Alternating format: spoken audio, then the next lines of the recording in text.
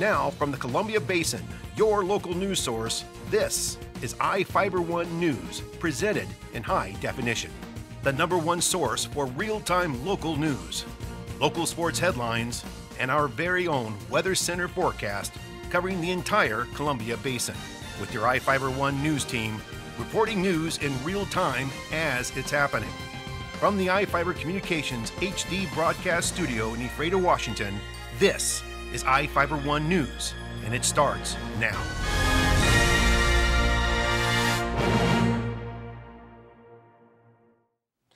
Welcome to iFIBER 1 News. I'm Cody Johnson with your news from around the Columbia Basin for Thursday, November 15th. Tonight we report on a shooting in Moses Lake that led to schools being locked down, and how a Quincy man was arrested for injecting an unknown substance into a woman. We look at the Moses Lake Safeway's efforts to help the community with their turkey drive and the funding generated to help tourism in the northern Grant County cities. In sports, we talk about the men's basketball coach at Big Bend Community College. Our spotlight story tonight is about how the Moses Lake City Council views the problems at the library. And we have the latest weather forecast for the Columbia Basin from our iFIBER 1 Weather Center. Our top story tonight, a man was shot at a convenience store near an elementary school in Moses Lake this afternoon. Here with the story is Ryan Lancaster. A man was shot at a convenience store near an elementary school in Moses Lake this afternoon. An ambulance and the Moses Lake police were sent to the Astro Quick Mart on Pioneer Way to help a person with a gunshot wound at about 1:20 p.m. today. The store serves as a gas station and is near Chief Moses Middle School and Garden Heights Elementary School. Both schools were locked down until 1:45 p.m. as a safety precaution. Law enforcement began searching for a dark-colored SUV and stopped one on State Route 17 near Road 3. 2 suspects have been detained while an investigation is underway. Police are not releasing any more information at this time. For iFIBER 1 News, this is Ryan Lancaster reporting. Thanks, Ryan. A Quincy man was arrested after allegedly injecting at least one woman with an unknown substance intended to augment her breasts and buttocks. After the injections, the woman became sick. Quincy police started investigating Mario Palafox Valle, a 32-year-old Quincy man, for practicing medicine without a license after detectives received a referral from the Washington State Department of Health. Police searched Valle's residence in the 300 block of 3rd Avenue Southwest and reportedly found him hiding in a closet with numerous pieces of evidence. He was booked into Grant County Jail on 6 counts of practicing medicine without a license. It's believed more victims may have received injections from Valle. The Quincy Police Department requests anyone who did to seek medical attention and call the Quincy Police Department at 509-787-4718. Anonymous tips can be called in to 509-787-8477. Grant County Coroner Craig Morrison released the name of the person that died in an apartment fire yesterday. 61-year-old Susan Wilson died from smoke inhalation. The cause of the fire has not been determined yet. The Moses Lake Safeway helped the community by holding the Samaritan Hospital Turkey Drive. Here with the story is Ryan Lancaster.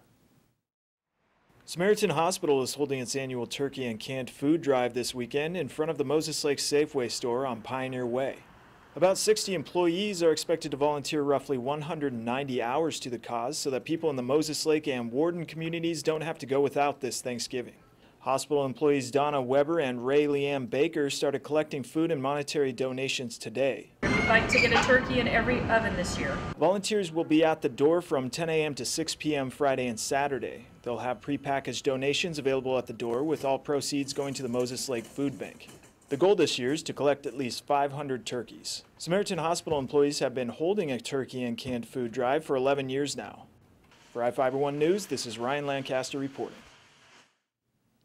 The state of Washington's highest environmental honors went to the Washington Association of Wheat Growers and the Ritzville Warehouse Company. The Department of Ecology presented 2 environmental excellent awards at the Tri-State Grain Growers Convention in Coeur d'Alene. The association received an award for supporting the Agricultural Burning and Research Task Force. The Ritzville Warehouse Company received an award for complying with all air quality regulations while enjoying a great amount of growth. 3 northern Grant County cities have a combined total of $434,000 in reserve from hotel-motel taxes, even after spending more than $100,000 on tourism promotion this year.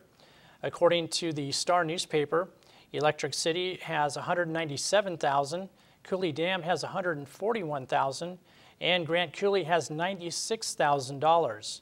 The funds come from a tax on motel rooms and campgrounds, and by state law must be used for the promotion of tourism.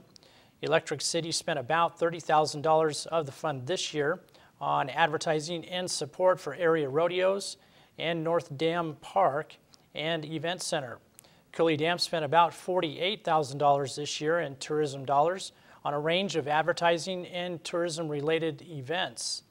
Officials at Grant Coulee stated they have spent approximately $23,000. Moses Lake Lioness Club is holding its first membership event Monday to share with the community what the organization is all about. Women who are 18 years or older are invited to learn more about the Lioness Club and their impact in the community.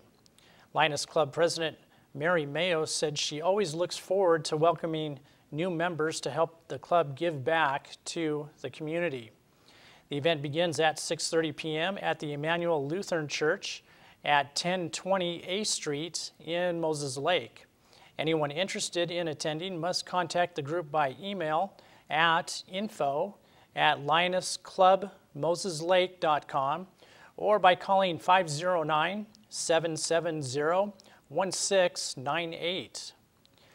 Area residents are invited to the Larson Recreation Center ice rink Saturday to meet and skate with players from the Wenatchee Wild hockey team. The players will be on the ice from 2 to 3 p.m. with free Wenatchee Wild gear to sign and hand out to fans.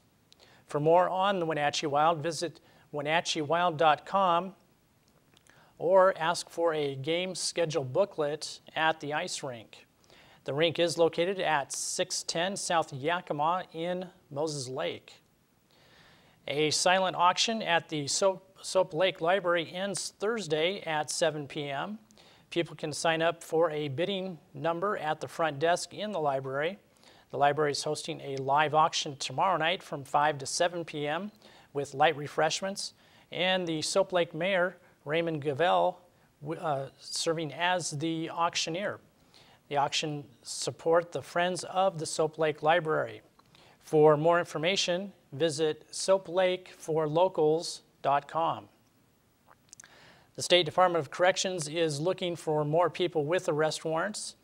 Each of the people you see here have warrants for their arrest and are wanted by various law enforcement agencies.